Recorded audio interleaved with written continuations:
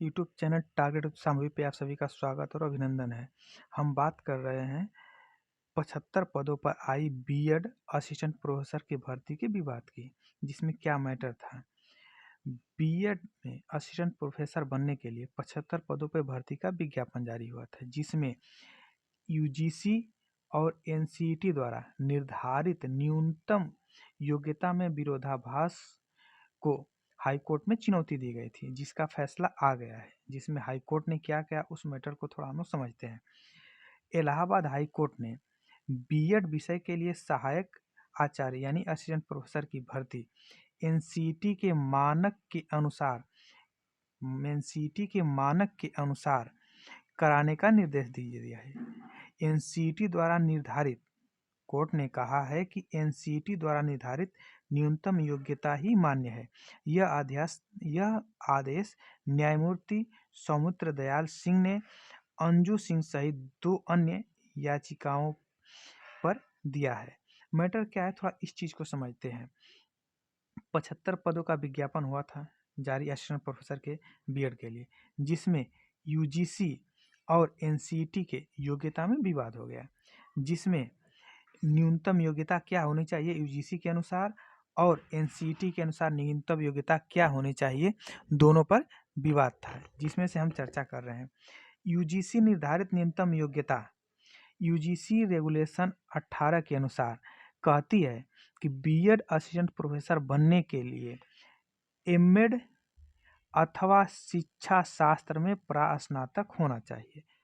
बस यूजीसी कहती है कि आप एमएड हों या शिक्षा शास्त्र से पीजी किए हों तो आप बीएड असिस्टेंट प्रोफेसर बनने के लिए योग्य हैं, जबकि एनसीईटी द्वारा निर्धारित न्यूनतम योग्यता ये है, जिसमें सामाजिक विज्ञान यानी कि सामाजिक विज्ञान में 4 विषय आते हैं: इतिहास, भूगोल, पॉलिटिकल साइंस, राजनीति विज्ञान और अर्थशास्त्र, या गणित या भाषा में हिंदी, संस्कृत, अंग्रेजी, उर्दू जो आता है में परास्नातक के साथ ही आप एमएड डिग्री हो, यानी कि इनमें आप पीजी हो, उसके साथ साथ आपके पास एमएड की डिग्री हो, तभी आप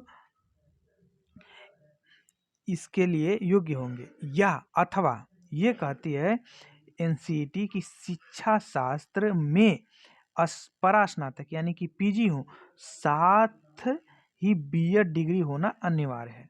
ये एनसीईटी की गाइडलाइन है।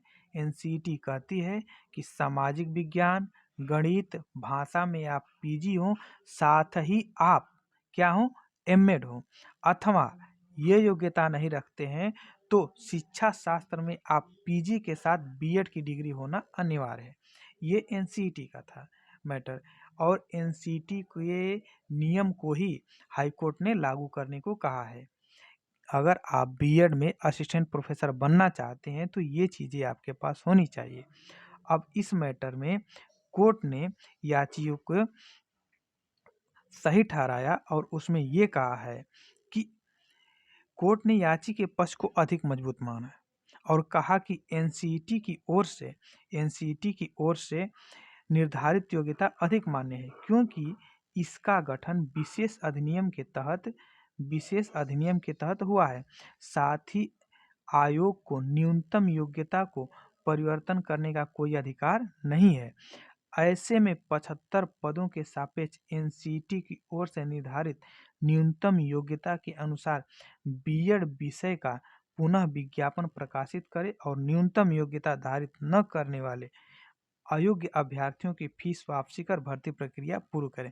यानी कि जो 75 पदों पे बीएड असिस्टेंट प्रोफेसर की भर्ती आई थी, उसमें अब विज्ञापन पुनः जारी होगा और जो भी योग्य अभ्यर्थी हैं वो भर सकते हैं।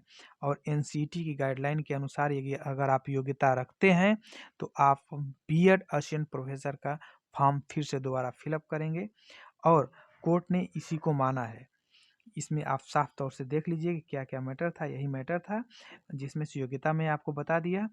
अब जो भी योग्यता होगी एनसीईटी के आधार पर मानी जाएगी, न कि यूजीसी के 2018 के नियम के अनुसार, क्योंकि जो यूजीसी की योग्यता है उसमें केवल एमएड रहिए आप या शिक्षा शास्त्र से पीजी रहिए, आप फॉर्म भर सकते थे, लेकिन कोर्ट ने इसको नकार दिया है। अब वो कोर्ट एनसीईटी के नियम को मानती है और एनसीईटी का नियम ये कहता है कि आप सामाजिक विज्ञान,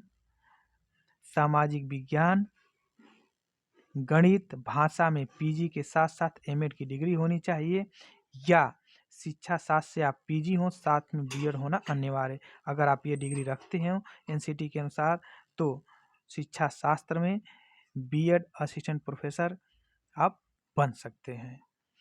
ऐसे ही वीडियो पाने के लिए चैनल को लाइक, सब्सक्राइब और शेयर करें। धन्यवाद।